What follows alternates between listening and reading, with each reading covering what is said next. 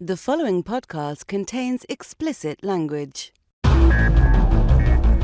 You're listening to the Cinematography podcast presented by Hot Rod Cameras, a program about the art, craft, and philosophy of the moving image and the people who make it happen. Coming to you from the world headquarters of Hot Rod Cameras in Hollywood, California, are your hosts, Ben Rock and Illya Friedman. Welcome to the Cinematography Podcast, Episode 3. Episode trois. Trois? Is that French? That is French for three. Jeez, I studied Spanish. So did I. Oh, but you need some French. That's good. Yeah.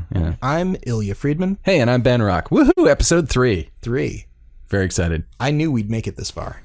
I knew we'd make it this far because before we published any of them, we'd already recorded like 6 of them. That's right. So there's still a couple more yet to do before we start another wave of recording episodes. Very exciting.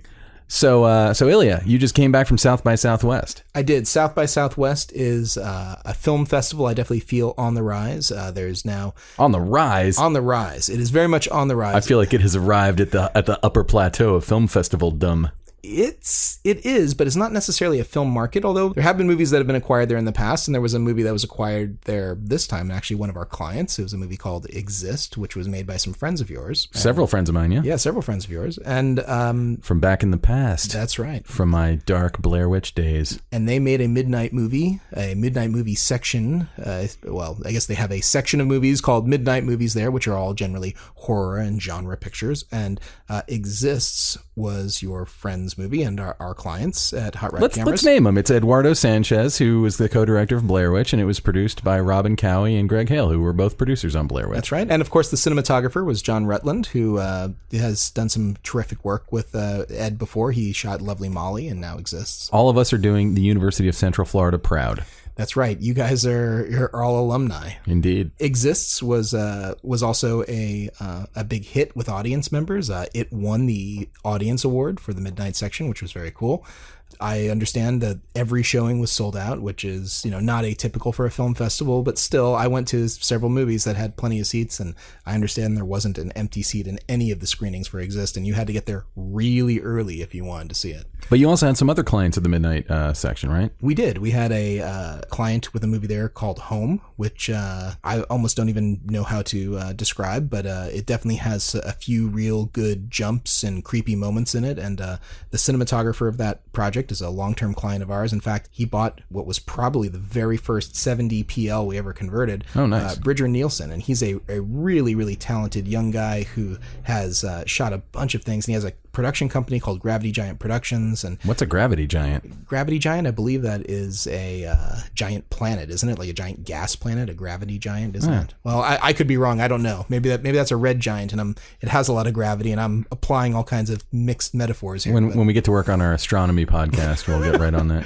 He was at Sundance actually with a short that movie Home was based on a couple years prior, and now they were at South by with the feature version of it. So. Oh, great. Yeah. And didn't you have some other clients who had stuff at South by? I did. We had also a client named Adam Bricker. He's a very talented cinematographer. He shot this horror film called Starry Eyes, which tells the story of a young ingenue coming to Hollywood and working at sort of a dumpy French fry, potato, Hooters, sort of like knockoff restaurant, and dreams big of starring in schlocky horror films or whatever it is. And there's sort of this bizarre metaphysical horror aspect, lots of real creepy moments and some really good gore. You would really appreciate some of the gore effects that are in this movie. Like it already. Yes, it's called Starry Eyes. I'll check it out. So what I'm hearing you say, if I'm not mistaken, and correct me if I'm wrong, because I could be wrong, is that if somebody is one of your clients, it's like a straight line direct connection to getting into the South by Southwest Festival.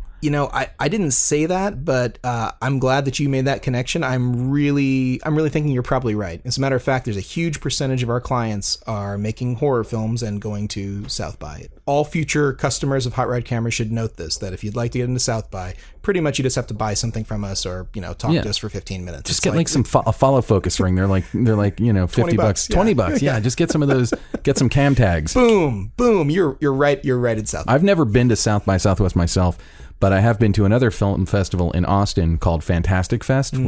And it is, I would say, bar none, my favorite film festival I've ever attended as a filmmaker. It was so much fun. Tim League, who runs it, who I think is also involved in South by Southwest and is also the owner of the Alamo Draft House.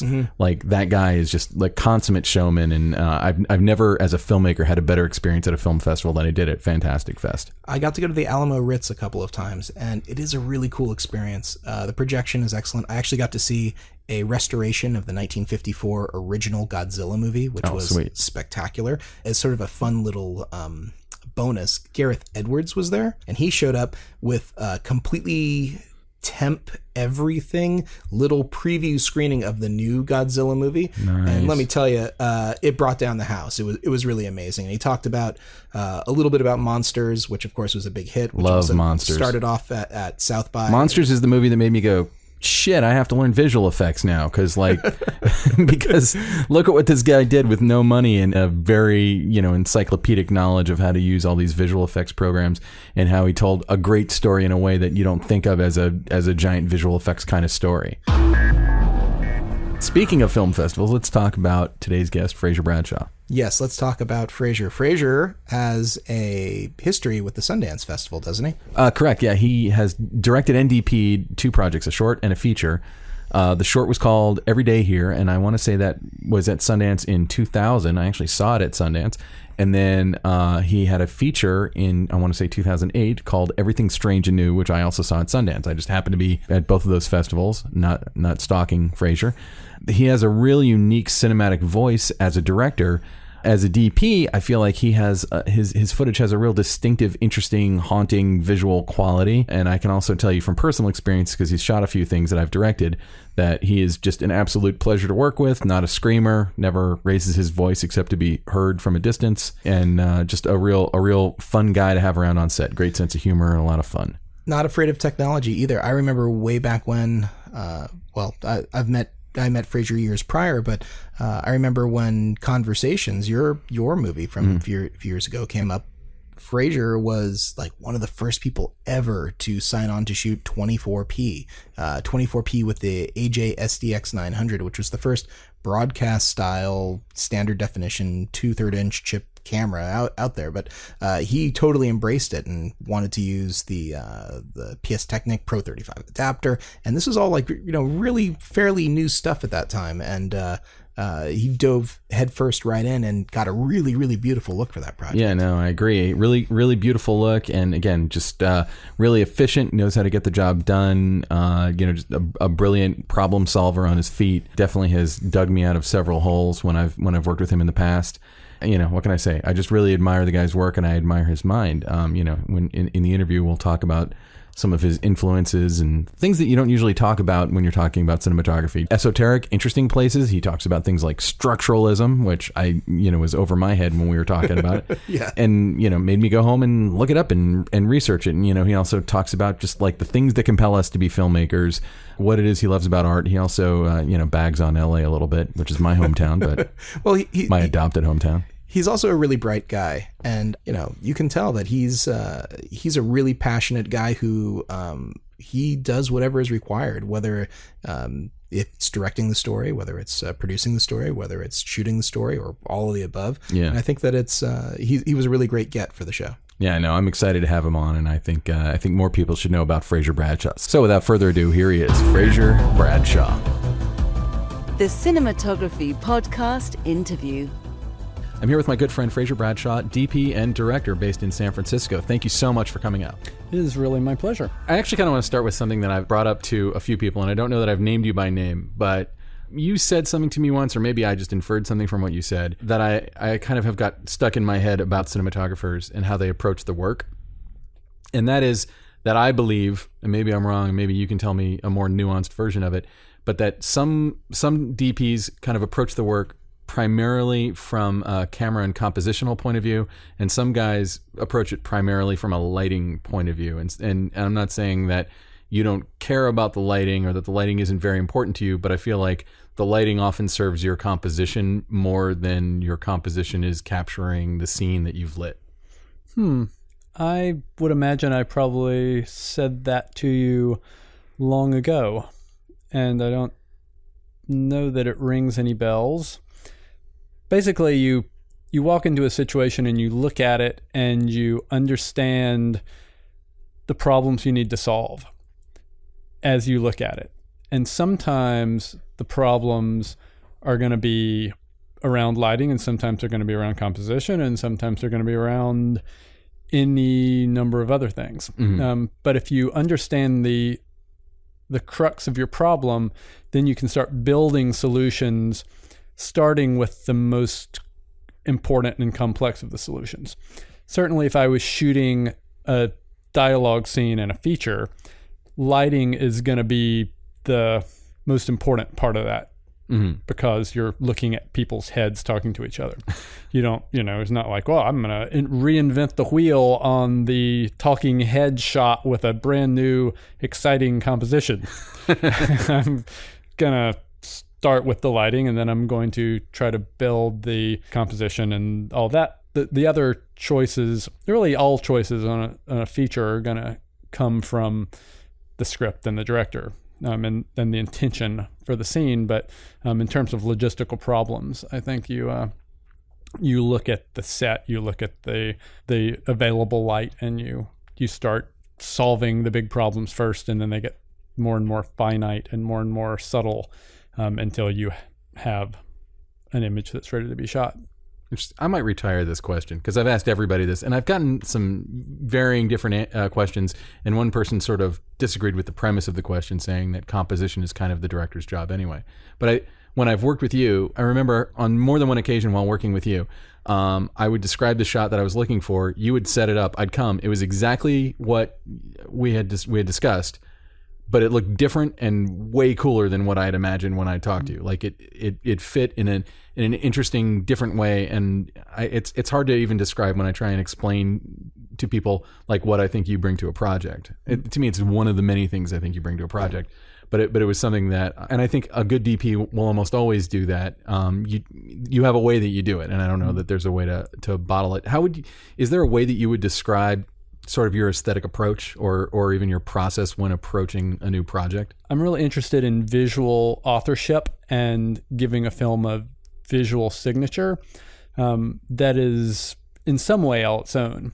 And it's clearly going to be different with each project, and it's going to come from looking at the script and talking to the director and maybe seeing headshots or shooting tests or any number of things. But I'm very interested in figuring out how the film doesn't look like every other film, that the look speaks to the film. And give me an example of a film that you had and like the basic idea of the script and how you came up with a visual signature. I think this is a really key thing that a lot of DPs do. I don't know that I've ever heard anyone describe it with those exact words, and I think that's a brilliant way to think about it. So I shot a feature doc a few years ago called These Amazing Shadows that is about the National Film Registry and about the power of American cinema and its historic importance, blah, blah, blah.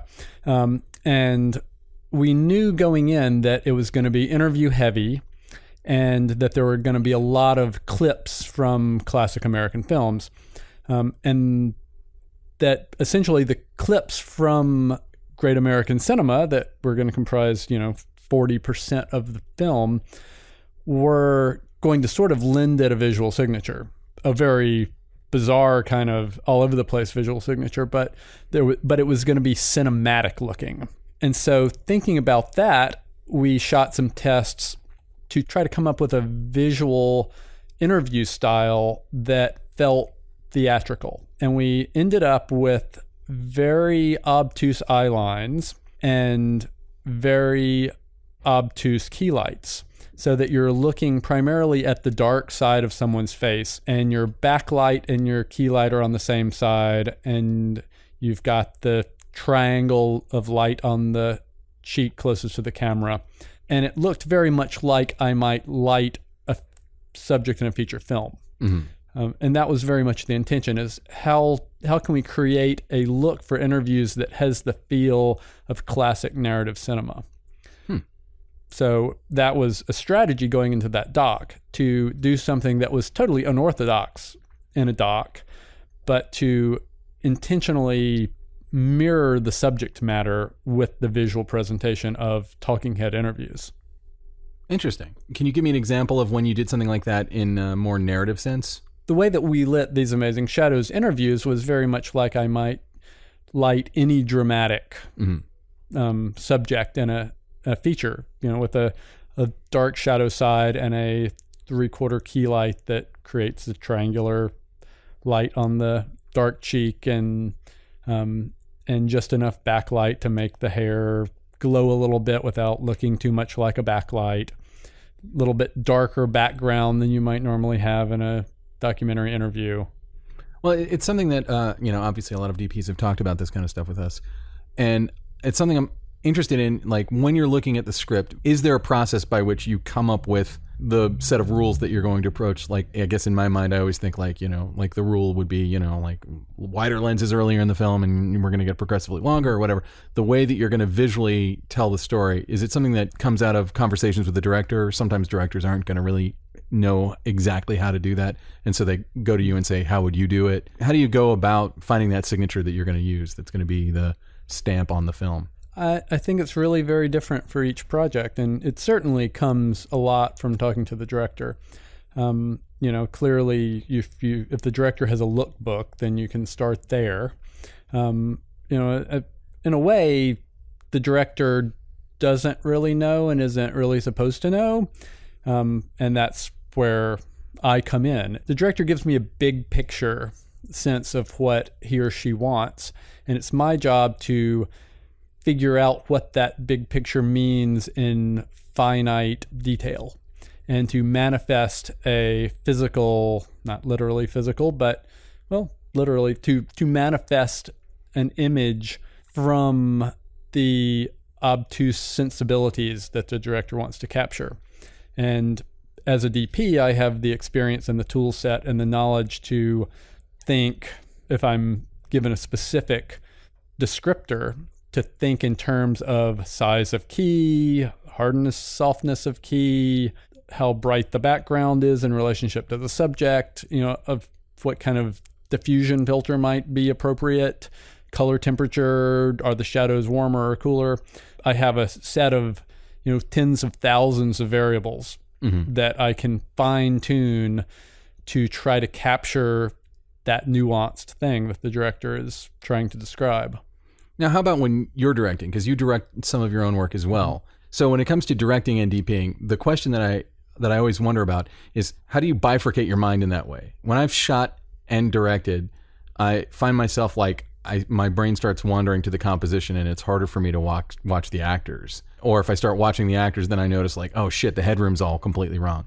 When you're directing and DPing, like, how do you approach making sure that you're getting the look that you want and the performances that you want and everything else that's going on inside the frame the way you want it? Well, don't forget that being a DP and being a camera operator are not the same. True. I don't operate my own camera. I am the DP in terms of crafting the look and lighting, and I will usually operate camera on the rehearsal and have my camera operator watch the rehearsal so they can see what it is that I'm thinking, and then I turn it over to them. And then I try not to stare at the monitor. I check it occasionally, but I try not to stare at it because I will finish a take and think, there wasn't quite as much headroom as I would have liked, and then realize I have no idea whether the performance was what I liked. Because as a camera operator, I look at camera operation first and foremost, and performance second. So I have to force myself not to look at the monitor so that I can actually watch the performance. So did you had a second operator on like Every Day Here and on... Well, a lot of my early shorts I shot myself, and I kind of learned the hard way that it really wasn't a good idea. There's certainly some performance issues in some of my early shorts that I regret. So when did you start bringing in a second operator for that stuff? It was actually on the last short I made before my feature, Everything Strange and New. I realized when I was mature enough as a director to realize what I wasn't paying attention to, that I had the shift. And so for the feature, I brought in a camera operator. And I operated a lot of Everything Strange and New shots that didn't have explicit performances. there's a lot of quiet moments where someone is sitting still or lying in bed or walking down the street. And I shot most of that myself. But anytime when there was dialogue and there was nuance to the performance beyond a facial expression, oh, cool. I was careful to not let myself do it. That's cool. And how hard was it to cut the umbilical cord and let somebody else do the thing that you know how to do best? Well, it's tough because nobody's as good a camera operator as me. And when you have a craft or an art or a whatever that you take very seriously and you care deeply about, it's really hard to have someone else do it differently. Mm-hmm. Even if they're better at it than you, it's very hard to find someone who's going to do it the way that you want it to be done. When you know explicitly how you want something to look or feel or sound or whatever, to entrust it to somebody else is quite difficult. And I am very lucky to have had the worst filmmaking education ever, where there was no DP. You took your camera and you went and made a movie, and it never occurred to me to work with a DP, and it never occurred to me that you could make film without shooting it yourself, because the essence of filmmaking is to capture light with a camera. Mm-hmm. So in experimental film school, never occurred to me that someone else might do that for me. That's crazy. Why would I want to trust the essence of my work to someone else? So I trained myself in every aspect because I didn't understand that you wouldn't do that. Looking back, it's crazy to try to learn to do all that stuff. I mean, I'm not the world's best director. I don't direct that much. I'm a much better DP than I am a director, because it's something I do all the time. Let's go back and talk a little bit about your film school education. And also, when you say that, somebody in the identical situation as you might have been equally drawn to directing as DPing. What was it that drew you mostly to the camera back when you were in school? Well, I didn't get interested in filmmaking because I was interested in telling stories or because I saw Star Wars when I was a kid and I knew I had to make movies. I just, what most people say, how do you get interested in film? I saw Star Wars. It was Clash of the Titans for me, right, but yeah. Might as well have been Star Wars. No, I saw those films and I loved them, but it never occurred to me I want to make movies. But I went to a fine arts high school. I'm trained in traditional painting, sculpture, photography, and I got a job in college working as a projectionist. And I loved what projected light looked like.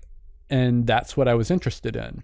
I was interested in the quality of projected light, and I was interested in how 24 frames a second looked and felt. And I made films about texture. And I was interested in the quality of the visual cinematic experience. Now, I've seen your films, but how would you describe a film about texture to somebody who saw Star Wars and wanted to go make a movie? Like, what is a film about texture, and why does that resonate with you? Well, it's still true, very true of my work, but in a very different way now that I'm making narrative work. Is I'm interested in the visceral cinematic experience. And I've learned how to transfer that visceral cinematic experience onto a narrative. But initially, I was more interested, just the quality of light and the way that things moved at 24 frames a second, and strobing and the sort of gut feeling that I could achieve by using it in a sort of structuralist way. My early cinematic work was structuralist, even though I didn't think about it that way at the time. Again, for somebody who doesn't know what structuralism, how would you define that? It was very concerned with the qualities of the medium. And I'm still very concerned with the qualities of the medium, but I've learned how to make them work through narrative. Mm-hmm. I'm interested in how cinematic tools, how panning and how tilting and zooming and the things that the camera can do can interplay with the narrative and create a sort of bigger experience than you could have simply through storytelling. Can you lay out an example of structuralism in a specific scene that you've shot or how it worked? I feel like it's a little bit over my head. Yeah. So okay. In my feature, Everything Strange and New, there's a scene toward the end where a character dies and two of the other characters have a telephone conversation. And while you're hearing their telephone conversation, you're watching a very, very slow, very long zoom that starts as a shot of a kitchen and ends up as a shot of leaves on a tree out the window. And the two things are wholly unrelated to each other. There's also a dissolve built into the color grade where you go from a very drab, brownish hue at the beginning of the shot when it's wide of the kitchen to a very, very saturated, rich leaves out the window. And the way that dissolve and that zoom plays against a conversation about someone dying makes that conversation so much more visceral and so much more important cinematically. Mm-hmm. It's not just a story. It relies on the capacities of the camera and the technology and the visual to make the story work in a way that it could never work otherwise. Interesting. And when you're planning, I mean, like, is that even something that was in your script? Is that something that you were planning when you were shooting it? Is that something that came up on the day when you're thinking about it ahead of time, when you're pre-producing it? Do you have these ideas already? I generally have the ideas already. I think in visual terms. When especially writing that script, I started by thinking of visual moments, and I essentially had a very loose subject matter framework, and I would come up with visual ideas and figure out how to use them to support the narrative I was writing. But I actually didn't even really know what the narrative was. I just knew what the subject matter was. And I was kind of discovering the narrative through visual moments. Oh, that's really interesting. Now, when you're DPing for somebody else, do you get into a discussion about structuralism? I imagine that sometimes some people are open to that and some people aren't, but I also imagine it's also hardwired into your work no matter who you're working with. How do you infuse that into somebody else's project? Well, it depends on the person. It depends on the script. I mean, what it really comes down to in my experience is the script will tell you how to shoot it if you pay attention to the script. So it very much depends on how the script is written. You can force a script to do something that it was not written to do, but for the most part, I find that scripts tend to do best what they were written to be. Mm-hmm. For instance, I just finished a feature, and the particular feature had a tremendous amount of people talking to each other. Now, you can come up with dolly shots to track in on people who are sitting at a table talking to each other, but that does not make it more cinematic. You actually need to have the script built in a way that the characters move and there is a cinematic dynamic that the camera and the camera strategy can be built around. If you have people who are simply talking to each other in sitting positions, then there's really only so much you can do. And in this particular film, the director at one point said, "I feel like we should be doing more dolly shots." And I said to her, "I would love to do more dolly shots, but you've got to block the action so that there is a dolly move in the film. If people are just sitting there talking to each other, I can throw a random dolly shot in, but I can't make it cinematic. You need to have your characters move around." I shot a corporate video quite recently, which was actually, it was the most cinematic corporate video I've ever known to exist. And it was a training video for the Veterans Administration to help the staff learn to deal with people with PTSD. And the director was very visual. And you don't think of corporate directors as being visual, but this particular guy was fantastic. It was people, one person, a clerk sitting on one side of a counter and people coming up to talk to the clerk. Like, sounds terrible. But the way that we blocked it, and we shot it all handheld. So we start, in one particular shot, we start with the clerk behind the counter and we step back as a character steps in and there's some dialogue and the character picks up some pamphlets, and as he steps away from the counter, I follow him to catch another actor who steps into the counter, and I jump the 180-degree line by swinging over her other shoulder as she arrives at the counter. And they run some dialogue, and then I back up, and another character comes in between me and the second character who stepped up.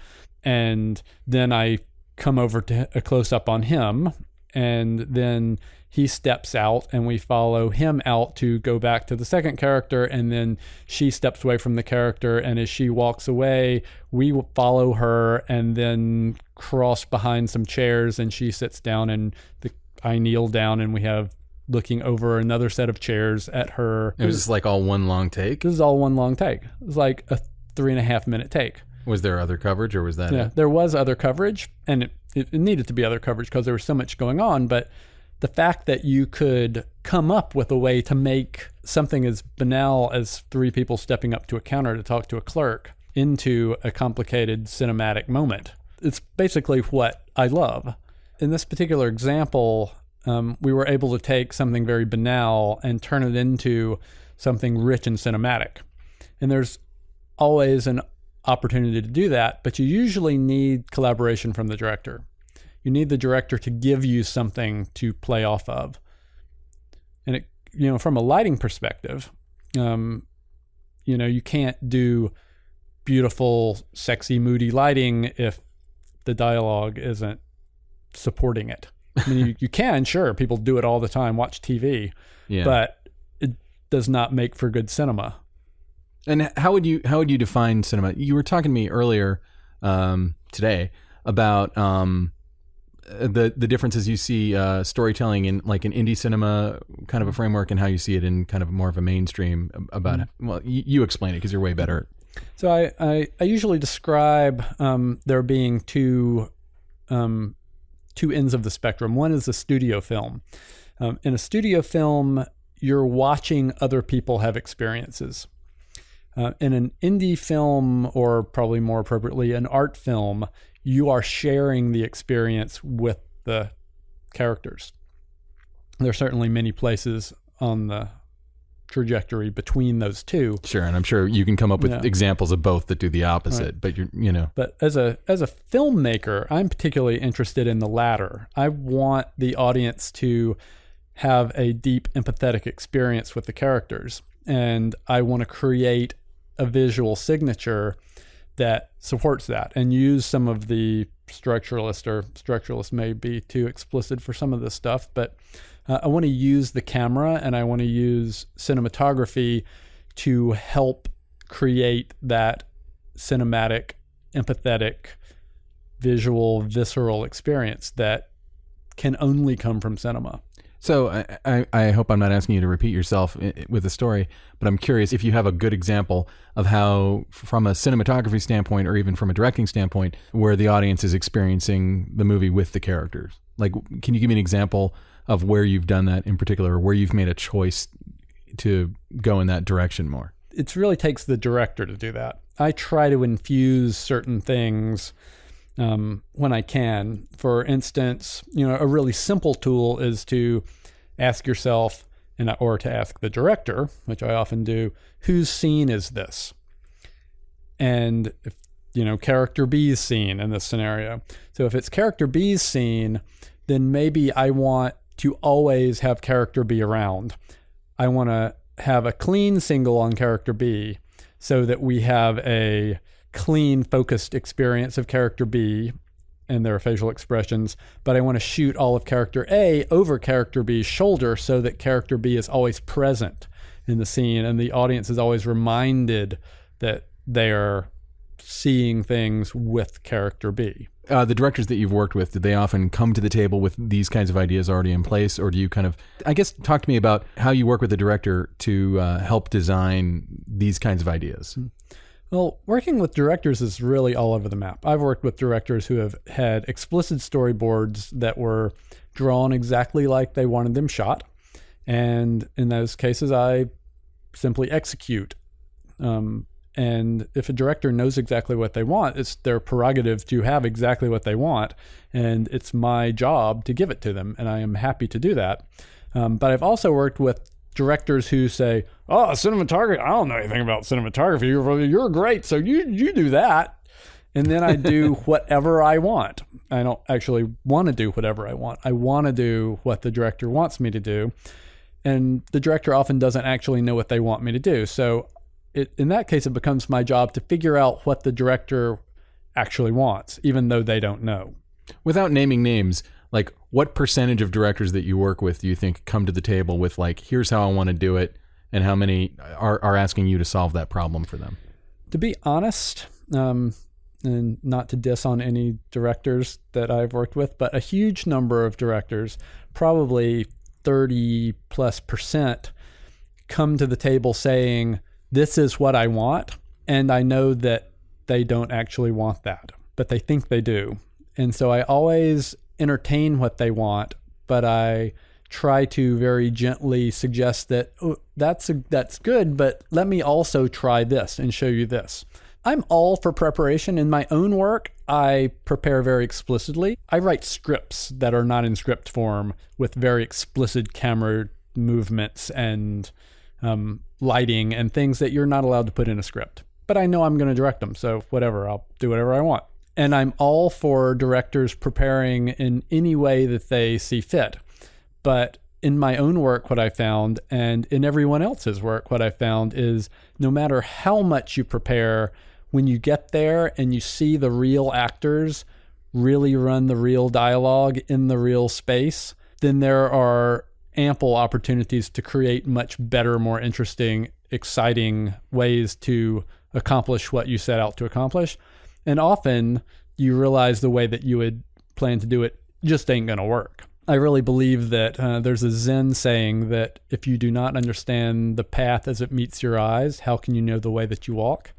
That you have to go and see the performance and see the architecture of the space and think about the focal lengths, and you'll know how to light it and you'll know how to shoot it. And people somehow have the idea that you have to know exactly where the camera's going to go. But I don't think anybody really thinks you need to know exactly where the lights are going to go. Like you get there and you set up lights and you move them around and you find the spot. You find exactly where the key light needs to be. And you have to do the same thing with the camera. And you have to be responsive. Your cinema that's not responsive is cinema that's dead. There are people who I've seen who do like extensive storyboards and then just don't deviate from them at all. And sometimes I feel like I always describe it as being kind of fussy. Like it's fussy and it looks like over art directed and like there's no living creature on this set. It's all just movable prop people. Yeah. I think if you're there in the moment on the set with the collaboration of your actors and your DP and your art director and your everybody who's collaborating, then something naturally great will arise. If you're forcing something, no matter how great the thing you're forcing is, it's always going to be forced. Yeah. It's never going to come to fruition by itself. It's never going to have a life of its own. It's always going to have the life that you forced it to have. I think that a lot of people heard auteur theory in college or whatever and got it in their head that they were the author. And there are certainly people like Stanley Kubrick or whatever who have a specific signature that is unmistakable. But I think for almost everyone else, it's kind of a mistake to think I should control. I think that's the real problem, is trying to control every element. Well, Stanley Kubrick is famous for doing infinite numbers of takes. Yeah. He did infinite numbers of takes because he was trying to find the thing that was right and that had the magic that was alive. And he had to search for it over 70 takes or however many. He didn't have this thing that had to be exact, and he wanted to do it over and over again until he got something exact. He wanted to do it over and over again until he got the thing that felt right. And that thing is alive, and you discover it with your actors and with your crew. So, what do you think for you? Like, if you were going to invent the best possible situation for working with a director as a DP, what to you is the optimal level of collaboration? Like, how much do you want to collaborate? How much do you want them to come in with? How much do you want them to rely on you to embellish their ideas? I don't like directors who don't have ideas because they don't make great films. I want directors who have ideas that are somewhere in the somewhat general to somewhat specific, but not super general or super specific range. Mm-hmm. If a director can give me enough to work with, then I can turn what they give me into something great. If they can't give me much, then I have a hard time making something out of nothing. Yeah.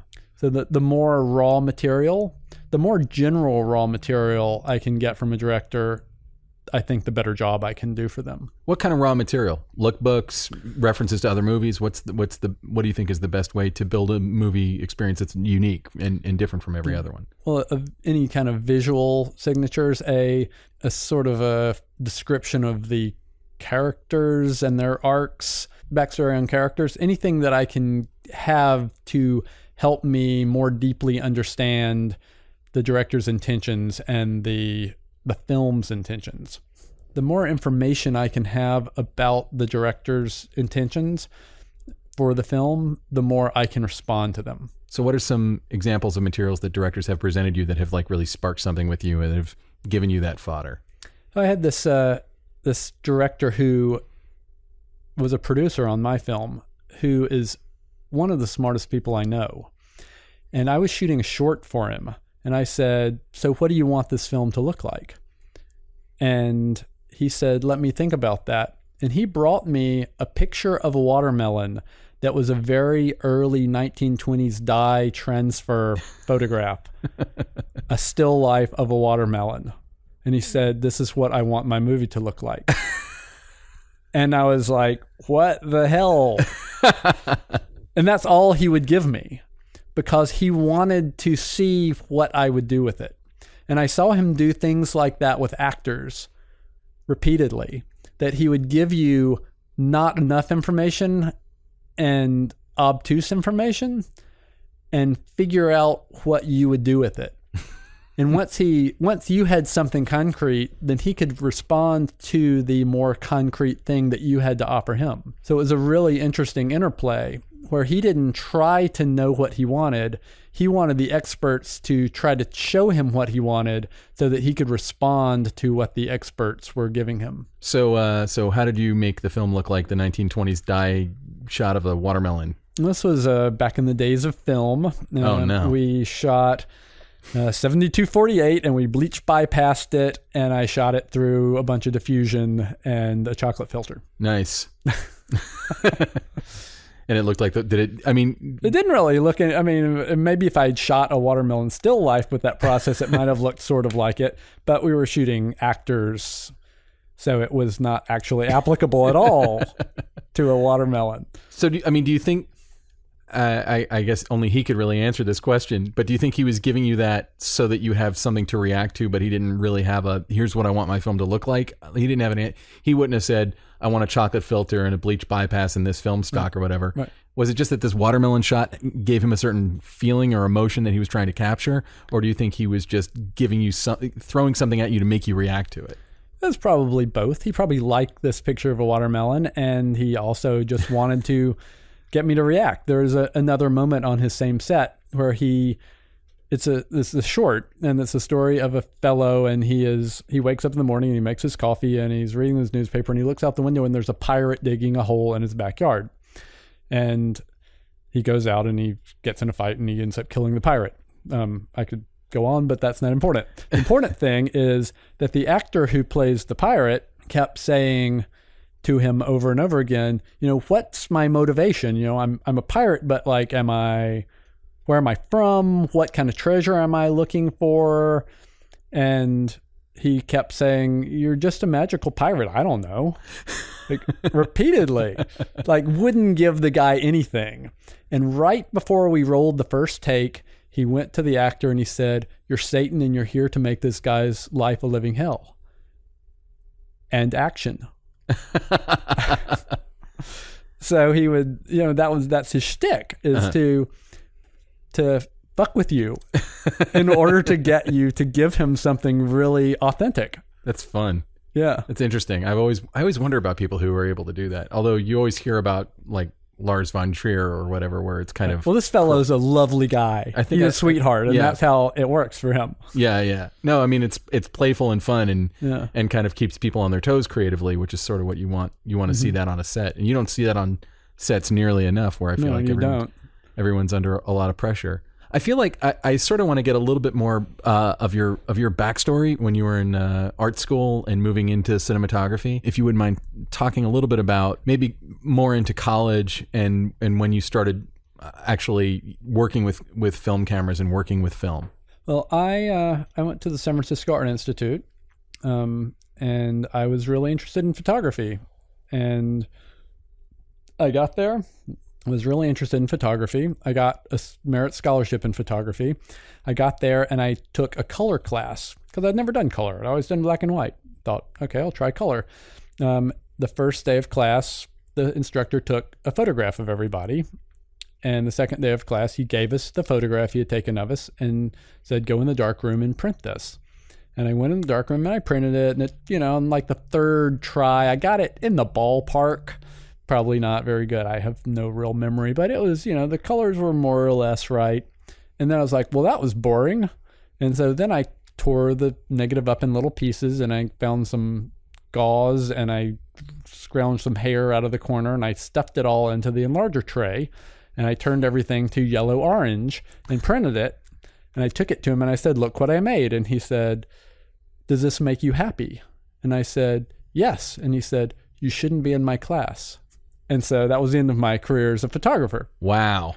Yeah, it was hilarious. It was Ansel Adams founded the photo department at the Art Institute, and it was very much in that tradition of fine art photography. Oh, man. I mean, it's like, I understand the idea of formal training in something, and if you're there to learn a specific technique, but you're in fucking art school, you know? Like, so that was the only department at the Art Institute that was anything like that. Everything else was a free-for-all. So I moved on over to the what was then called the performance video department. I was not interested in performance or video, but I was doing experimental sound work in sort of environments. And I got particularly interested in experimental music. And there were only 2 sound classes offered at the Art Institute, and one was sound for film. So I took the sound for film class, and everybody was making sound for their films. But I wasn't really that interested I didn't have a film to make sound for. So I was just making sound. And then I thought, well, I could make a film for my sound. And so I did. I had made I can't, I think it was some kind of thing with way too much reverb on a bunch of hockey games layered on top of each other or something. I still have it somewhere. So I went out with a Bolex. It was a sort of like, oh, you're a filmmaker. That's like a painter, except that you have a Bolex, right? So I got trained one day, and the next day I took the Bolex and 100 feet of black and white reversal film, and I walked down and found this really lovely deteriorating concrete wall, and I shot 100 feet handheld of the wall, and then I hand processed it. I think you showed me this film. I may have. And I was in love. And I never looked back after that. I made 13 16 millimeter films when I was a student, all of them experimental, a couple of them with people in them, but technically all experimental, mostly about texture. And then 3 years out of film school was the first time I made a film after that, and it was semi-narrative. And what film was that? That was Every Day Here. Oh, wow. That was 3 years after you got out of college? Yep. Wow. When I met you, were you still in college? No, I'd just gotten out of college. I had just graduated right before I met you on Watership Warriors. Watership Warriors. Speaking of which, I Facebook messaged David Pryor to see if he had a copy of it, and he doesn't have one. Really? They wouldn't even give him one. They hated him so much. Really? That's lame. Yep. Yeah, it's pretty bad when you're the director of a movie and you don't have a copy of it. Yeah, that's too bad. Well, Yeah, I have the German version. I know you gave me a copy of it. Maybe we should get it to David. Yeah, right. There's actually this film that I'm working on now is about audio dubbing. I was like, maybe I can get one of these guys to redub it back into English from the German. That'd be hilarious. That would be. Wow. So you had just, I think I had just finished film school maybe a year before that. That was what, 97? Yeah. It was like January, I think, of 97. Yeah, it was January of 97. Yeah. I had finished college like exactly a year before that. That's crazy. I don't know, but I mean, I think there's something to be said about working on those kinds of films. But you coming from that kind of a background, fine arts background, fine arts filmmaking, and then going to work on basically a straight to video. I don't know if I would call Watership Warriors an exploitation movie. It's not that, but it's kind of like a very low budget genre movie where there's just not a lot to work with. And I don't want to say anything negative about it because David Pryor gave me, my first several shots at working on a film, and he's never been anything but a nice guy to me, and he's made like I think 40 straight to video films. But what's it like coming out of art school and then going to work on something like that where it's so it's so about kind of finding something new and learning something in the process, to going to a film project where I don't think David would disagree with me if I say they're trying to make a product. It's a product oriented operation. Like they get a budget and they have to make this script. It was a trial by fire. I had no idea what I was getting into. I had no real film education. Nobody. And we should say you were a camera assistant on it. You were not the DP. Yes, I was not the DP. I was a camera assistant.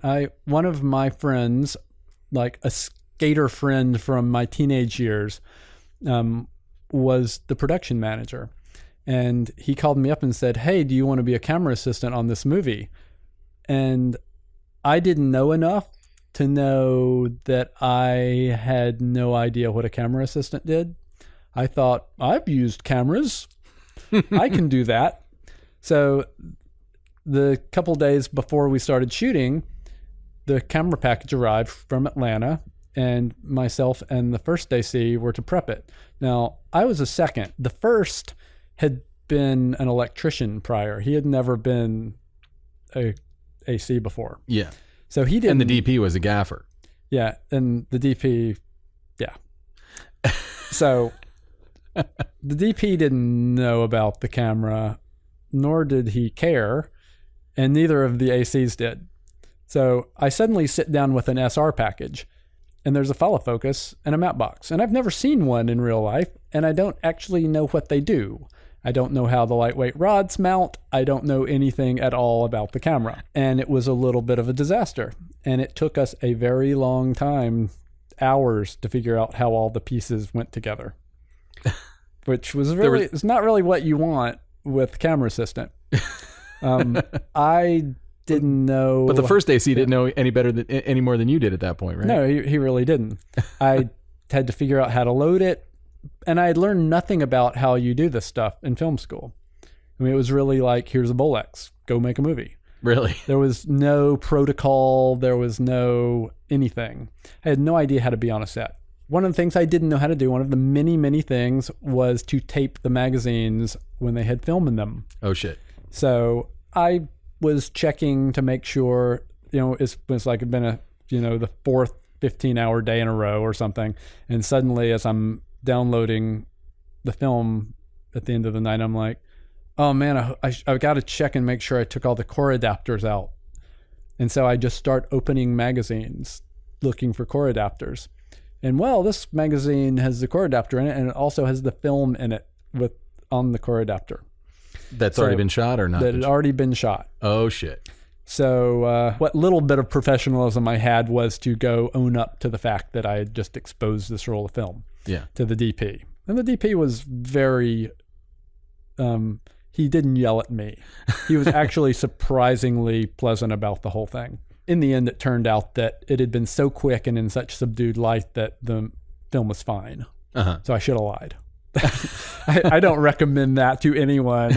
If you accidentally erase the media, tell somebody so it can get reshot, get fired.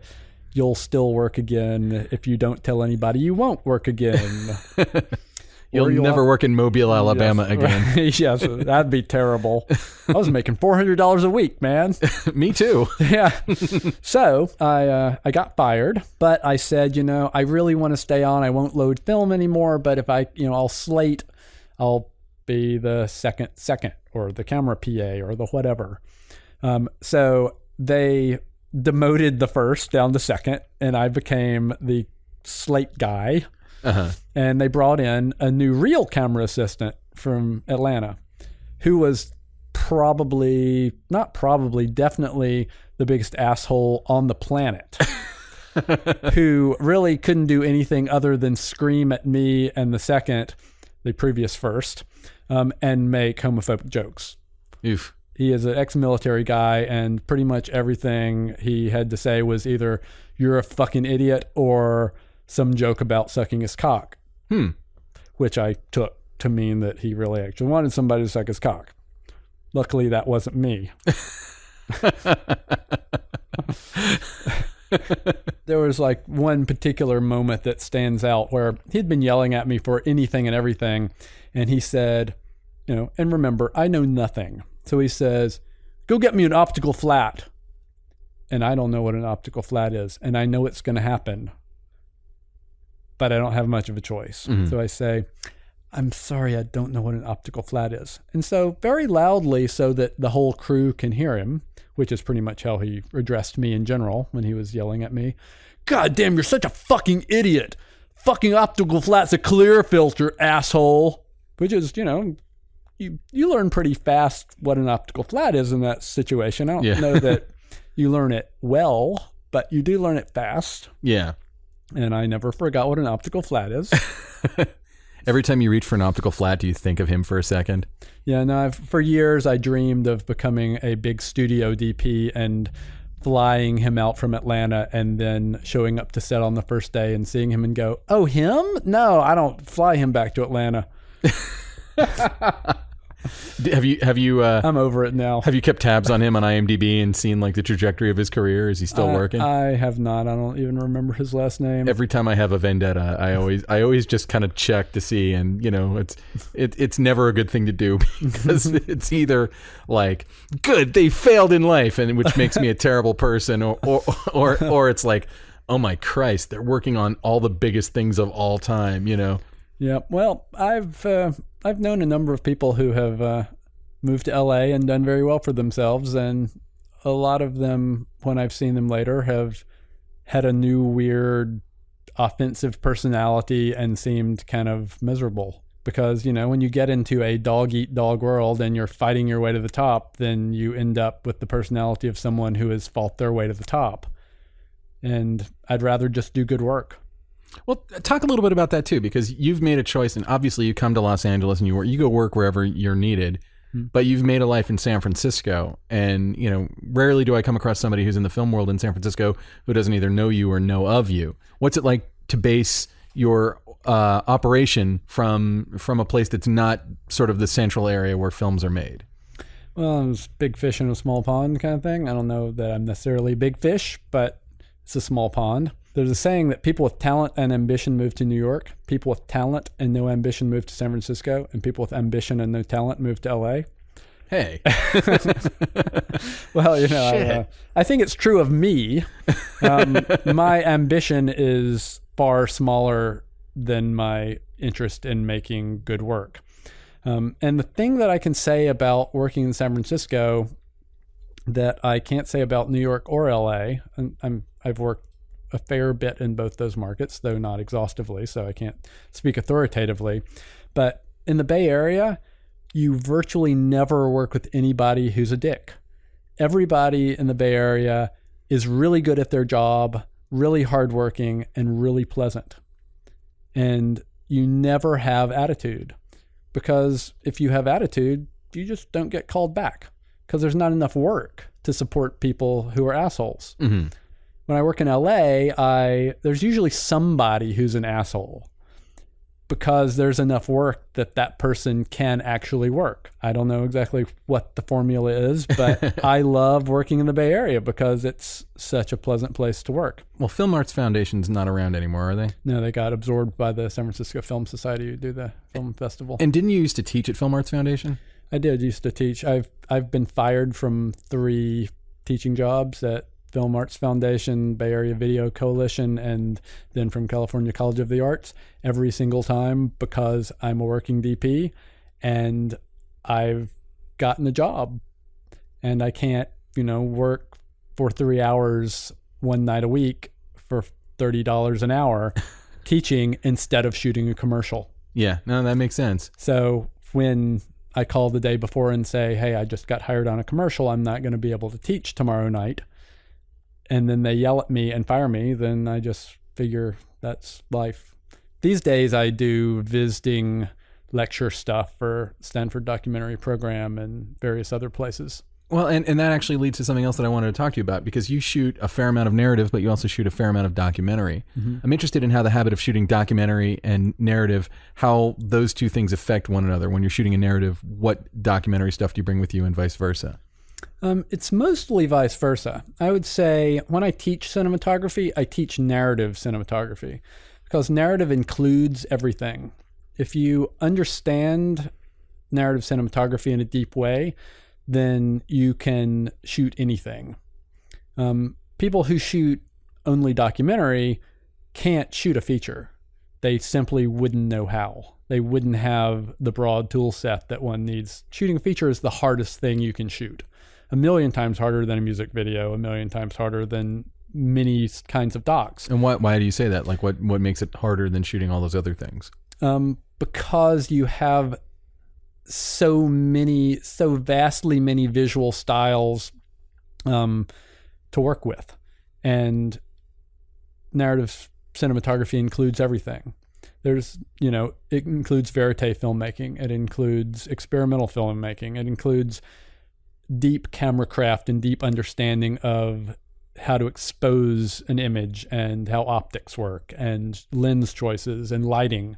All of those things are incredibly important. If you're shooting documentary, you might come up just shooting with a zoom lens. You may never actually have to learn how you choose a focal length with prime lenses. You may never truly come to understand how to choose your depth of field with a given aperture because you have a zoom lens and you might be shooting an available light, and so you shoot with the focal length that's appropriate for where you can stand and exposing it how you have to expose it in order to get your exposure. That's interesting. Yeah, that's a cool way to think about it. But in another sense, doing the documentary filmmaking allows me to think about narrative in a different way. How so? Like it allows, when you're shooting a documentary, it should feel real. You don't want it to feel false. So how do you maybe take those tools, choices of focal lengths or handheld whatever from documentary, and apply it to narrative in order to get the sort of an authentic verite sensibility in what is essentially a lie in narrative filmmaking? It's a strategic and important lie, but a lie nonetheless. Can you give me an example of a lesson that you've learned from watching real people and working on real documentary that came in at just the right moment or dropped somehow into your narrative work? I worked on a corporate job recently that was very cinematic. And it was all handheld and it was very verite, and there were a lot of characters moving through space.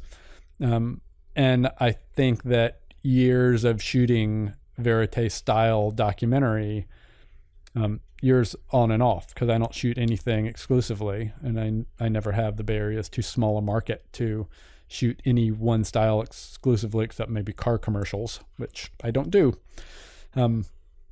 So I had tools as a camera operator from shooting verite documentary that allowed me to think about how to sort of dance with the actors, how to get into the right place in order to see what was important. And with a scripted project, you have the advantage of knowing what's going to happen. So it's a dance where you can already know what the steps are instead of having to improvise. Oh, that's cool. It's interesting. I never thought about it that way. Yeah. Yeah. Verite documentary is improvisation. There's always improv in everything, but there's a lot of it in verite documentary. And in fact, the nature of verite documentary should be that it's virtually all improvised. Yeah. That you're always responding in the moment to the thing that's happening. Whereas with features, the improvisation is calculated and you have a finite amount of it so that you can be responsive to the things that are inherently out of control, but you can plan for the things that are in control.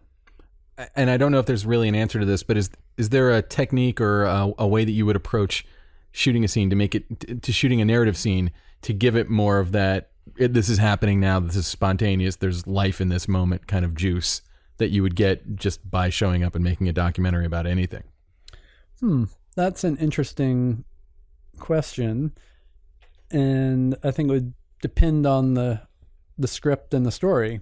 In one way, a wide shot lockdown camera feels much more authentic in a narrative context than any amount of handheld or anything else, because the camera strategy gets out of the way and the performance can carry itself. In general, we don't do that because we want things to move faster and we want to be able to control how fast they move in an editorial, etc. But I think that it's in my own work, I do a lot of single take scenes because I'm really interested in the time spent. A long shot that gives you a lot of information, a 2-shot, 3-shot with multiple characters, gives you as a viewer the opportunity to sort of be there with the actors. No one's telling you how to be there with the actors through editorial or through multiple shot choice decisions. You're just there getting to see it and experience it. A lot of times when I think about your style, and maybe it's unfair to typify your style by one shot, but it was a shot, I think it was early in Every Day Here, where we're in this kitchen and it's like a widest shot and we sit on it for a really long kind of uncomfortable beat. And then at a certain very deliberate point, but not a point that I was expecting as a viewer, you started pushing in. Do you know? You must know what I'm talking about. I hope maybe I'm misremembering it, but there was a certain rhythm and kind of unexpectedness to how you did that. And I always think about, I think that when I think of your work, I always think of that shot in particular, and that's one that you directed as well as DP'd. When you're constructing something like that, is that something that you plan? Is it something that you just kind of go with a gut instinct? In this particular example in Every Day Here, my first short out of college, the moment you're referring to is very much one of those structuralist things where the ability to move the camera is a thing unto itself. And so you have a essentially dead shot with no one in it. And the camera just starts to move somewhat inexplicably. And when it does, all of your baggage about cameras moving and empty shots comes into play, and you try to make sense of it. As a director, and to a degree as a DP, but especially as a director, I'm really interested in mixing unlike things. That if you take two unlike things and you put them together, be they music and picture or through an editorial choice, that the audience will be forced to make something out of that. And if it's deliberate and it's the right mixing of things, then that can really bring everything to life. If I say something to you and you don't understand it, you'll say, "What?" But it's probable that before I've even had a chance to repeat myself, you figured out what it was I said. You didn't understand it, and now you do. And the way that you came to understand it is that your brain went into overdrive and it looked through tens of thousands of files it's got in there to reference what did the thing I thought I heard sound like, and how did it match other words in the sentence, and how does it relate to that thing that happened to me when I was 3 years old, because it sounded a little bit like a particular experience that it reminded me of. And so there are a million pieces that your mind brings to try to put those actual pieces together. So I'm really interested in pieces that don't go together, but that the audience feels like they need to put together. And it's not necessarily an explicit thing, but in the example of the shot that suddenly starts pushing in on an empty room after sitting on it in a wide shot, you try to make sense of that. Your brain goes into overdrive trying to make sense of that, all subconsciously. And your engagement with trying to make sense of that is an engagement with yourself and ultimately with the film. And that's kind of what I'm most interested in, is how the audience engages with themselves through the film. Wow, that's amazing. So when you're DPing somebody else's film, are you able to bring that kind of an element to it? Or is that something that the director really has to bring in? And if they don't, you can't really inject that into it? In a way, it would be unfair of me to try to explicitly inject that kind of thing. I will sometimes have that kind of cinematic idea and run it past the director. But I don't want to direct other people's movies. I mean, directors ask me sometimes, well, you direct your own films, I don't want someone else trying to direct my film, because DPs are famous for trying to take over and direct the movie. And I couldn't be less interested in directing your film. I direct my own films and they're really good. So why would I want to direct your film? No, honestly, I really whether my films are really good or not, I don't know, but I am really interested in my films, and I believe that as a filmmaker, as a director, my film has to be my film. And if it gets too watered down being other people's films, then it won't be good. There's got to be somebody behind the film to care about it and love it and have it be their own in order for it to really be a great work, I think. And I don't want to take that away from another director. I want to support other directors however I can, and I want to contribute however I can, but I would never want to take away a film. So when it comes to something as specific as infusing my own directorial sensibilities, I'm very careful. Mm-hmm. And if I feel like it's appropriate to the project, then I will potentially run something by a director and see if they're interested directorially. But I would never, hard sell anybody on something that was not something that was authentic to their project. But would somebody look at Every Day Here or your feature and say, I want the look that you're getting, or I want this one shot that I'm referencing? How would you go about even asking for that kind of a thing? You bring that to your work as a director, and it's something you could suggest as a DP. Do people ever come to you and ask you specifically for that kind of, for that vibe that you're creating that's very unique? I don't think anybody ever actually does, because people don't want to make movies because they want you to make their movie. Mm-hmm. They want to make movies because they have something to say. Hopefully they have something to say. I've certainly worked for people who didn't have anything to say. The idea is that as a director, you have something authentic and individualized to say, and that you need creative mental management in the form of a DP to help you say it, but you don't want them to say it for you. Mm-hmm. You want to have help. It's true. So my job as a DP is creative mental management. My job is to figure out what needs to be said based on what the director wants to say, and come up with a technical means to express that. And there's always going to be some creativity built into that. It's not like you want this, so I'll need this light and this gel and this whatever, because the math is not so simple as to add up different lights or different cameras and get a product. There's a lot of nuance and a lot of art in that. really only have one other thing I kind of want to explore with you. And again, I don't know how deep we want to get into it, but you've had a great deal of success at the festival level with your shorts and your feature. Has that opened any doors for you? If someone were listening to this and they were interested in getting into making films for festivals or submitting their films to festivals, what are the things you've learned that have helped you along the way? I made my feature, Everything Strange and New, and a lot of people after that would come and say, hey, you had a successful feature. Well, successful is never going to make its money back. But yeah, it won some awards. It played at Sundance. Yeah, it was a successful feature. People come to me and they say, you had a successful feature. Can you give me any advice? Because I'm going to make a feature. And the advice that I give people is, do you have something that you deeply need to say? That if you are on your deathbed and you have not said, that you will feel like you have failed and that your life was not worth it? Or are you hoping to get famous and rich and get laid a lot? And if it's the latter, you really shouldn't make movies because it's not going to happen. You've got to make films because you got to make films. You got to make things that are deeply authentic and honest.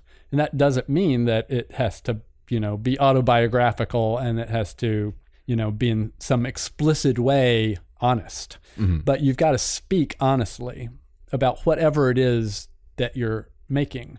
You've got to be vulnerable and you can't pull any punches. You just have to lay it all out there and you have to really be honest in your directing and your storytelling and your interactions with your crew and your cast and, not just in the actual film, but in the making of the film. You've just got to be fully there. And if you can do that, then you've got a real shot at making a great film.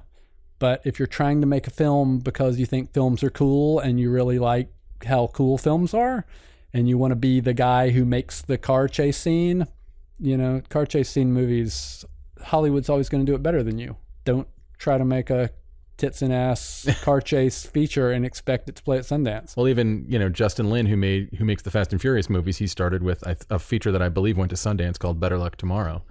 And he started as an indie and kind of now he's making the largest movies made at Universal. Well, what tends to happen with people who make movies that do well at Sundance is they somehow make it into the studio system and then they never make another great work again. They make highly successful films often, and you could argue that they make better films, but they never make the thing that is honest and authentic ever again. There are probably a handful of examples of P.T. Anderson, who continues to make interesting, authentic, artistically minded feature films.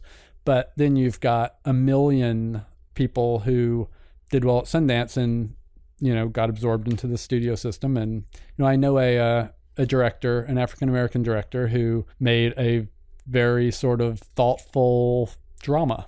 And it did really well. And he signed with an agency in LA and he's African-American. And he started getting offers to direct, Gangstas in the Hood movies because he was black. Yeah. And at the time he worked at a clothing retailer and he was turning down the opportunity to work in the studio system making gangsta movies because he was black. He would rather work at a clothing retailer. And what happened with him? He does some commercial work and he still makes his indie stuff and he is working on getting a second feature off the ground right now, but he wasn't interested in buying into that studio system because he knew it would eat his soul. That if his value in the studio system was the guy who was black, then that was not what he wanted to do. And I have a deep respect for him because, he could have walked away from indie filmmaking and started making, $250,000 a picture doing black people movies. Mm-hmm. But would you have that discipline if Hollywood came knocking? Would you?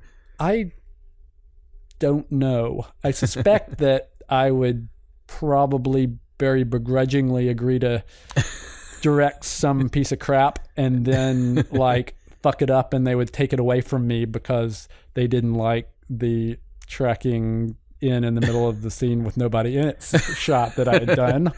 and then I would never work in Hollywood again. I would pay money to see a studio head have structuralism explained to them. Yeah, no, I know full well if I ever agreed to do a studio film, I would shoot it so that it had no coverage and it can only be cut one way. And that is exactly the thing that you get fired for in the studio system. But what about as a DP? I mean, that would be a different thing. As a DP, now, as a DP, I love my craft. And I can love my craft doing the most banal corporate interviews, and I can love my craft doing an indie feature. I love my craft a lot more doing an indie feature.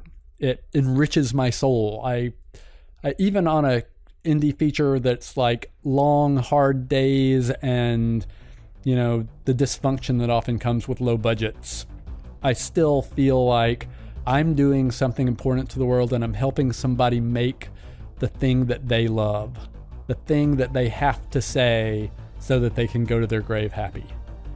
And it's just deeply rewarding, and I'm thrilled to have the opportunity. And I make 20% the money I make on a corporate job, and that's fine with me.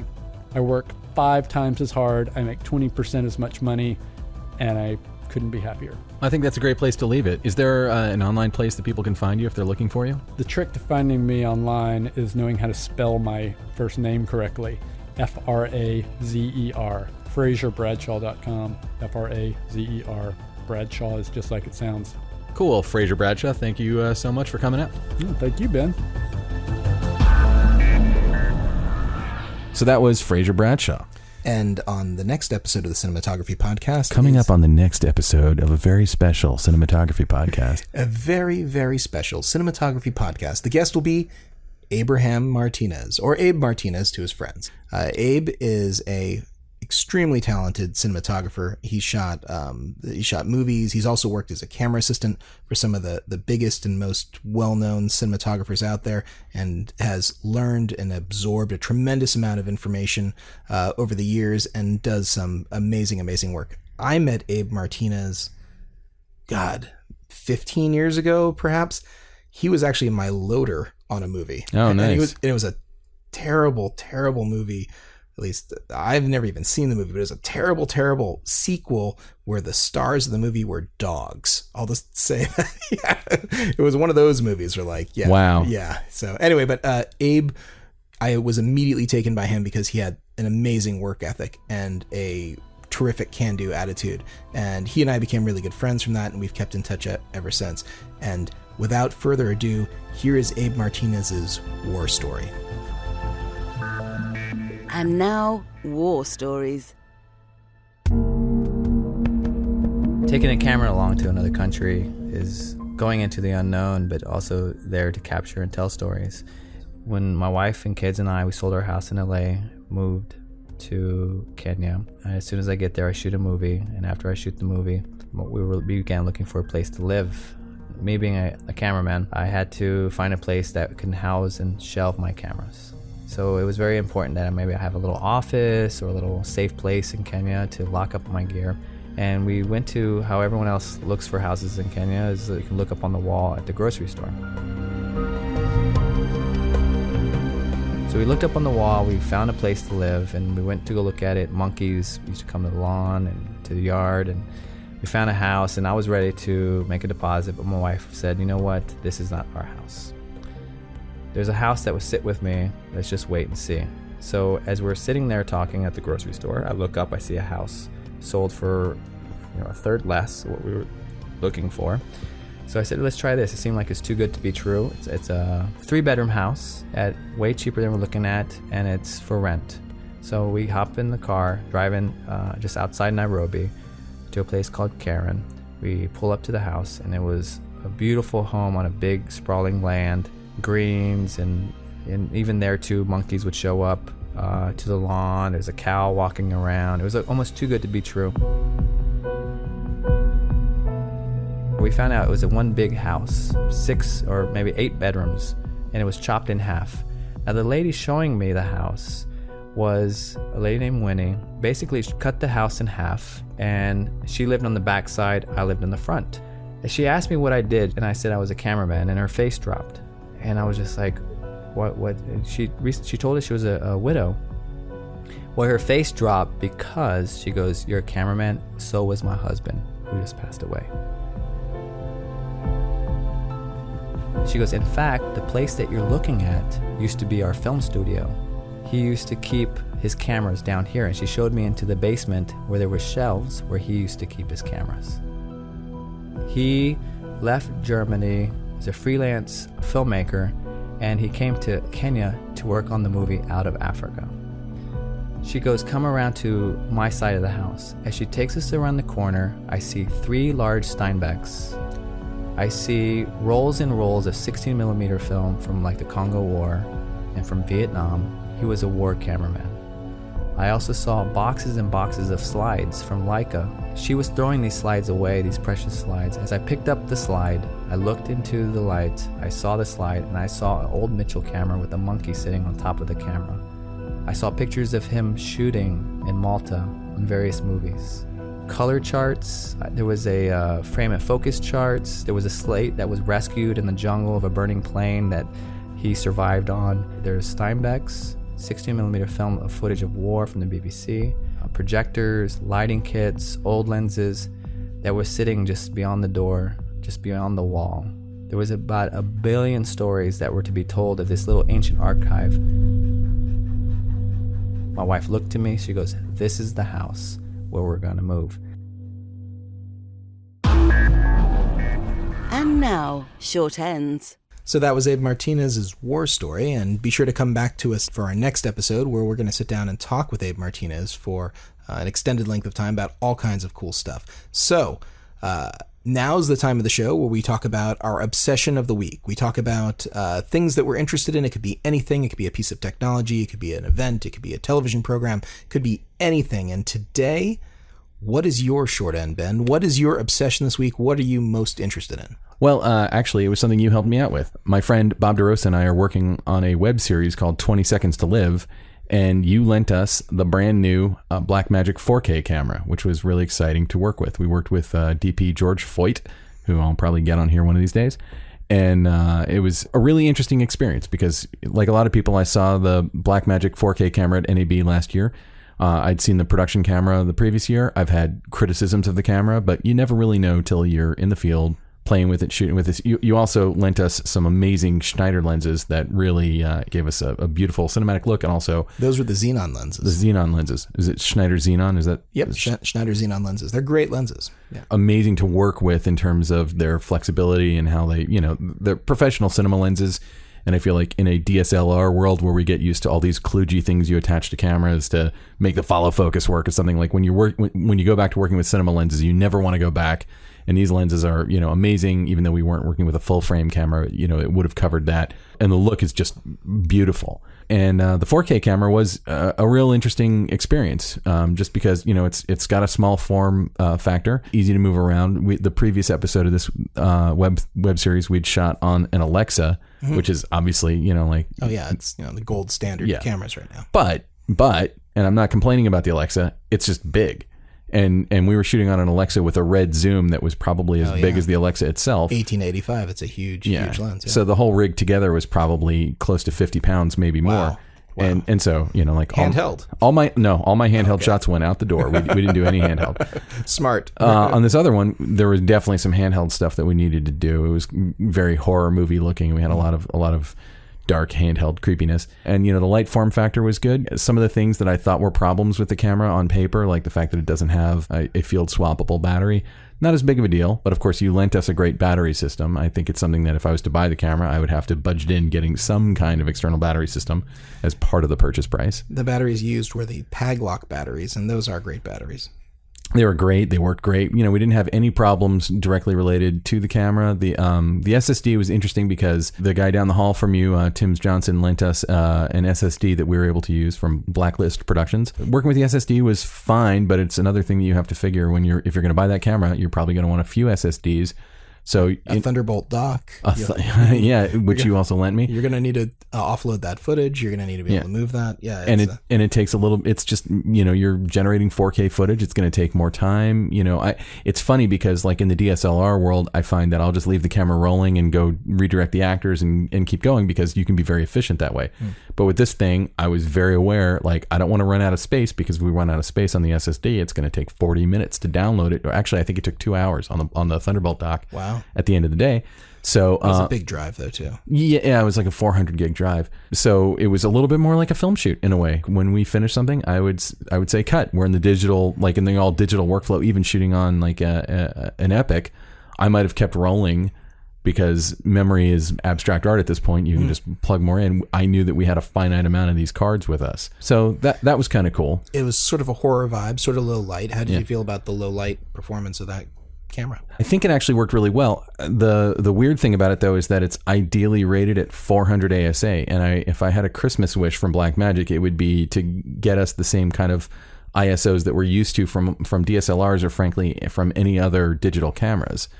400 is sort of like dialing back the clock to shooting on an HVX 200 10 years ago. Or 35 millimeter film. It wasn't like a deal killer, but I will say that obviously it just meant that we needed to light everything a little more than if we'd had something that was a native 800 ASA or a native 1200 ASA. And an interesting thing, and you've already warned me that I'm going to get made fun of for this, but I promise you that this happened. The DP, the camera assistant, and myself all looked at it, and it looked on the day like we were having rolling shutter. And I was like, this is a global shutter camera. What the hell? We were all like, the fuck are you talking about? This isn't global shutter. This is rolling shutter just like you would see on a Canon 7D. And we even recorded a little bit and played it back, and there it was. And then when I got the footage home, I looked at that exact clip that, where we were panning back and forth very quickly in seeing Jello Cam. No Jello Cam to be seen.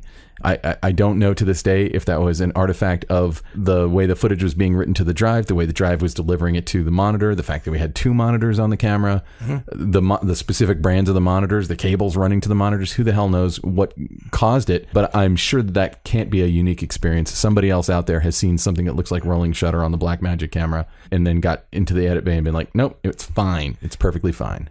I haven't seen what you've seen. I haven't seen the clip that you're talking about, but I can tell you that a global shutter is not going to suddenly ever show you some rolling shutter artifacts. I believe you. It's an either or sort of thing. So, and if it was just me being a stupid idiot like I am and saying like I think I saw rolling shutter, like I can believe that I would see something that wasn't there. But I promise you that 3 professionals looked at the footage and saw the same thing. And then again, in the edit bay, not there at all. What I think is most interesting is that people have become so accustomed to seeing these artifacts, or maybe so PO'd about seeing these artifacts, that now I think people out there are getting hypersensitive to it too. They're like, oh, I know that when I'm watching television and I see rolling shutter, I immediately, some little thing in the back of my head goes, rolling shutter. And they're like, So you're saying that I'm having like phantom limb syndrome with rolling shutter? I don't even know how to respond with that, but yes, that's exactly what I'm saying. I'm saying that somehow in your mind you are implanting like the rolling shutter Jello right on top of your perfectly fine image, and maybe there was some other light from Venus or something striking the atmosphere. And if there was, then it was phantom limb syndrome mixed with mass hysteria because 3 of us saw it. Everybody who looked at the image saw it, and it was like obviously there. And George was commenting on it all night. And then again, I get in the edit bay. Who saw it first? Was it you? No, it was George. George brought me over. He's like, "Hey, check this out." And I'm looking at it, and I know what rolling shutter looks like. Well, maybe George, implanted like the thought, and then the rest of you had like Stockholm syndrome. You were all like, "Oh yeah, rolling shutter." We were all just like Stockholm syndrome, phantom limb syndrome, and mass hysteria. Yes, it's definitely what was happening. We'll okay, well, anything else you want to add about your Blackmagic experience? I mean, honestly, I think the footage looks beautiful. I had a seamless experience editing it in Adobe Premiere. It's not a camera that I'm probably going to rush out and buy, or at least I will wait until after NAB to even consider rushing out and buying any camera, because Blackmagic, if they've shown us one thing, it's that as soon as NAB rolls around, they're going to show us something that we want even more than the last thing that they gave us.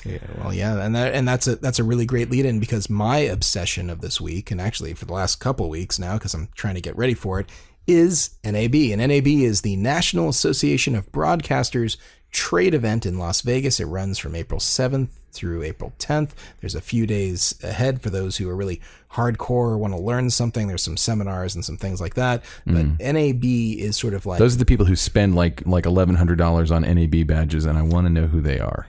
You know, if you spent the money, you get to meet a bunch of other ones. But, you know, if you walk around the convention center, I'm sure you'll see some people that'll say, like, you know, All Access or, you know, Digital Cinema Summit. They like to have these various events. And I'll give a plug for Ryan Avery, who is going to be out there.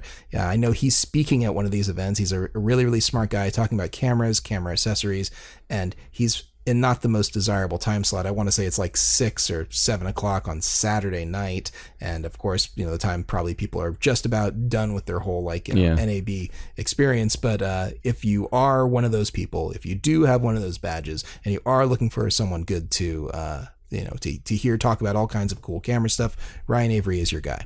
Anyway, NAB is a massive trade show. It is the biggest trade show of its type in the world, especially for motion picture, for broadcast, for camera equipment. The Central Hall is kind of your place. That is where most every manufacturer is located who deals in this stuff. Arri is there, Panasonic is there, Sony is there. I know that there's going to be some new cameras that are going to be debuted or shown there. I've heard rumors about some other stuff, so we'll have to kind of wait and see. Rumors from companies that don't traditionally make cameras possibly getting into the camera game. Like Blackmagic 2 years ago? Yeah, kind of like that. So I've heard some rumblings. It'll be interesting. I look forward to the new Adobe camera. That's right. You heard it here first. The Adobe camera. But part of your Creative Cloud subscription is that right. you get a camera. It's $50 a month, and the camera just sort of like arrives on your doorstep. Yeah. And it's the camera that's built into your laptop. You just point it at where that's the most convenient way to make a movie I can ever think of. It's not Adobe. I don't know anything about Adobe. I have no idea what they're doing. If they are coming out with a camera, you did not hear it from me because you heard it from me. The Adobe camera coming out. Panasonic is expected to have a Vericam there, which I think is really interesting because, you know, Vericam, of course, amazing camera in the early days of high definition, and a lot of fans still to this day, and supposedly there'll be something new. They're definitely going to have GH4s, which I've gotten to play with a little bit now. I had a GH4. I want Panasonic to make a comeback, man. I mean, like, I used to be all about Panasonic. Like, when we made Conversations in 2003, that was on the SDX 900. And that, I think, to this day is the best standard def camera that was ever made. And then I feel like they revolutionized DV, even after, like, Sony had kind of gotten its toehold in with DV. Then they came out with the DVX100, and they just kept innovating the HVX200. They had a lot of cameras that were like the go-to indie, low-budget filmmakers' cameras. And they gave great looks. The Vericam was, I always thought, was very competitive with Sony, even though Sony had a higher resolution. They had a better color space, and I just always felt like their skin tones looked better. They also did great things with frame rates. They did all kinds of fun stuff. You know, Panasonic's always been a really strong player in this space. But I feel like the last few years when I've gone to NAB, it's been like a ghost town over at Panasonic. It's like they were focused more on like monitors and stuff. I know the people over there, and I think that they do great work. And I've been wanting to see Panasonic just like knock down the door and give us something that just blew our minds, like the DVX100 or the SDX 900 did, or the HVX 200. You could make arguments that the GH4 may do that, and a lot of people haven't gotten to play with it yet. I've been very lucky to be able to play with it a little bit. I'm really impressed by that camera. I think it's going to be really amazing. I actually think Micro Four Thirds mount is a decent mount, and it's a decent sensor size. You can do a lot of cool stuff with it. The 1080p frame rates are, you know, off the chart. They're 96 frames per second, which is amazing when you're talking about cameras that are so inexpensive. And anyway, NAB is going to be, again, a gargantuan event of competition between different manufacturers trying to... You can say it. It's a clusterfuck. It's a clusterfuck of awesomeness. That's right. It's a clusterfuck of technology, all kind of competing for eyeballs and attention. And there'll be plenty of bloggers and vloggers and people and things who are out there with cameras saying, oh, this is great. Take a look at this little piece of technology. And there'll also be guys who are like component salesmen who are walking around and looking for the latest resistor. And, you know, there'll be people in the satellite industry who are there talking about, like, you know, I always turn a corner at NAB and I'm like, where the hell am I and what is any of this stuff? Yeah, it's like I'm in like the professional broadcast van or like radio, like, you know, oh yeah, if I wanted to outfit my radio tower, this is where I would buy this stuff. Microwave transmission. There's all kinds of stuff that gets lumped in there, but the area that is the greatest concentration of production, people, and stuff seems to be Central Hall, maybe halfway back. That's kind of where it starts. Well, isn't South Hall where Post is? South Hall's where Post is, and if I'm not mistaken, I think Avid is back this year. I don't know if Apple is back this year, but Avid was there last year. Oh, really? Avid was upstairs in like a weird corner last year, but I remember I actually went there and I got a pen that had Avid written on it. And it was a really nice pen, and I was like, finally, Avid has given me something I will actually use. Well, Kodak was also there last year. Kodak was there. Yeah. Kodak was there, and I remember walking by their booth and not seeing any people in it, which I felt was strangely appropriate and kind of sad. Not like no patrons in it. They had no employees working there, and I was like, weird. During the show hours, so I was like, wow, there's like all these people here, but none of them work for Kodak, which... Yeah, Apple hasn't been there in years, and Apple kind of pulled out of going to other people's trade shows, but I feel like Apple crashed like the Los Angeles Final Cut Pro Users Group Super Meet, I want to say 3 years ago, when they announced Final Cut Pro 10, and that was like the first time that they'd even showed up at NAB. And the first time I ever went to NAB was specifically to see an Apple keynote when they were announcing the first version of Motion. Oh, I thought you were going to say when they were announcing the first version of Keynote. So the first, don't they have a piece of software called Keynote? Oh, they do. Yes. Okay. So, but yeah, they pulled out. But one of the things that I always think is interesting is, I don't know if this is the same this year, but for the last couple of years, where Apple used to be is where Adobe is now. Yeah. And I'm like, it's from my heart to the NAB show floor. Like, where I used to think Apple was like the way that I would edit and do on my post through, Final Cut Pro and Soundtrack and Motion. Like, I've sublimated all of my feelings and am now working almost exclusively with Adobe when I'm editing. So what do you have any predictions for NAB? Wow, predictions. I predict there's going to be a lot of walking. There's going to be some blisters. There's going to be some people very disappointed. Do you have any predictions beyond your feet? No predictions. No predictions. Is Canon going to blow our minds?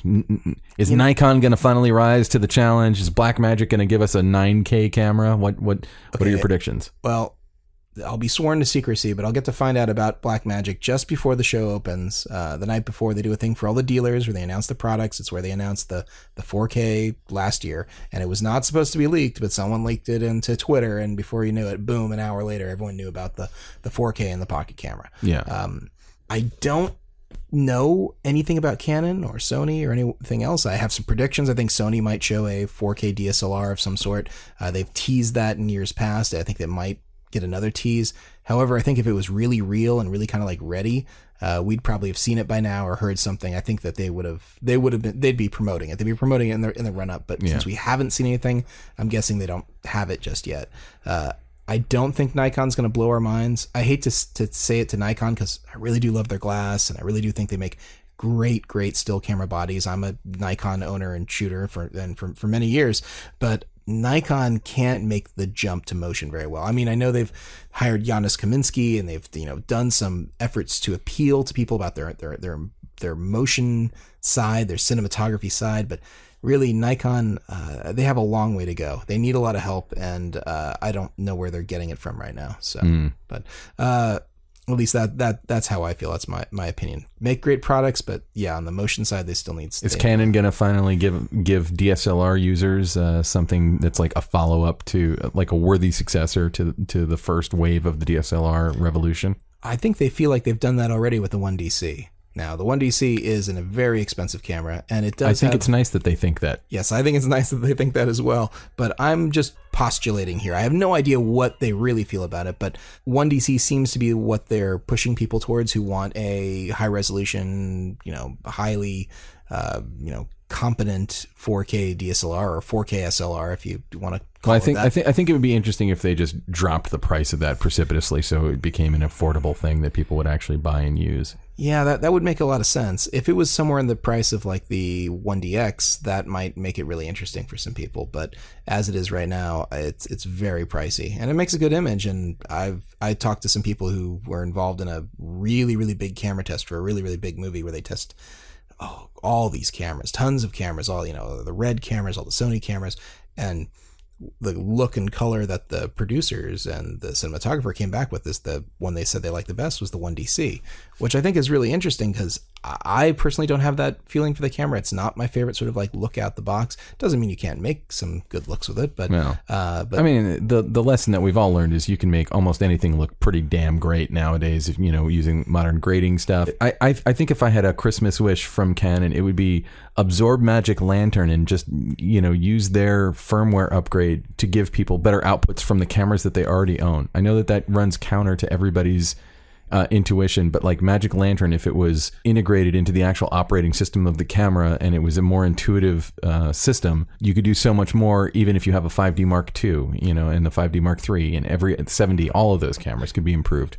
I don't know how much Magic Lantern's actually doing. I think those things are all kind of built into the camera already, and that Magic Lantern is just unlocking them and giving you ways to access them. I believe. Thank you. I believe super easy. Why doesn't Canon just give you that? Why make us go through this song and dance? They're a big multi-billion-dollar corporation who has to have incremental upgrades of their products to make a profit and to sell their customers new stuff over and over again. It's a business model that's not exactly my favorite, but I can understand why they do it. I can understand this is how they're planning on making money. So it's always an interesting show to go to NAB and see all the cool stuff.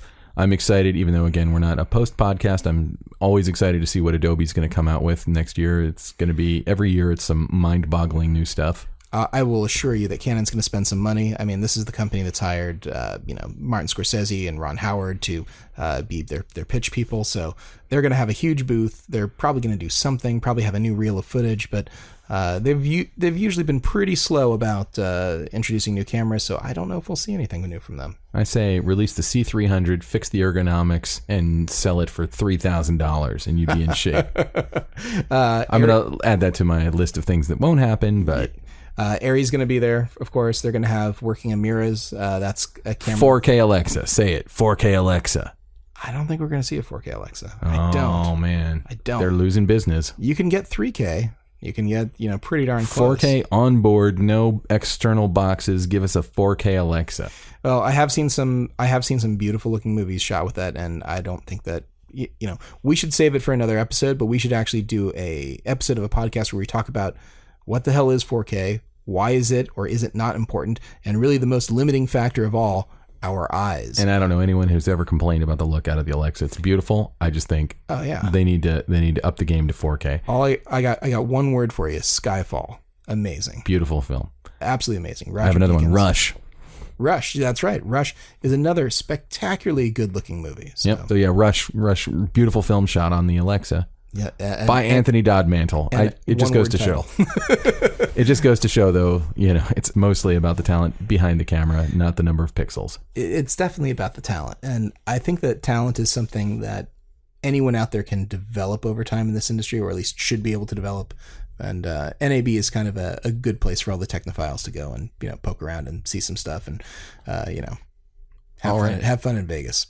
Oh, boy. Let's wrap this up. Illya, where can people find you online? Okay. You can find me at hotrodcameras.com or on Twitter at hotrodcameras. Sweet. You can find everything about me at benrockonline.com. You can also follow me on Twitter at Neptune Salad. If people wanted to email us a suggestion or a question or a comment or any kind of feedback, because we love feedback, where can they reach us? They can reach us at cinematographypodcast.com, and the email address is email@cinematographypodcast.com. I also wanted to mention that all of our music is done by Kays Alatracci. You can find everything about Kays at musicbykays.com. Please hire Kays and pay him lots of money. He is deserving. All right, so that's it for episode 3 of the Cinematography Podcast. We'll be back really soon with episode 4. We'll do a little wrap-up of NAB and see if any of these predictions were right or not. 9K Alexa. 9K Alexa is not happening. All right, thank you very much. We'll see you at the next episode. This has been the Cinematography Podcast, presented by Hot Rod Cameras. Find your next camera, lens, or accessory on the web at hotrodcameras.com. Don't forget to subscribe to our show on iTunes and connect with us on Facebook and Twitter. Thanks for listening.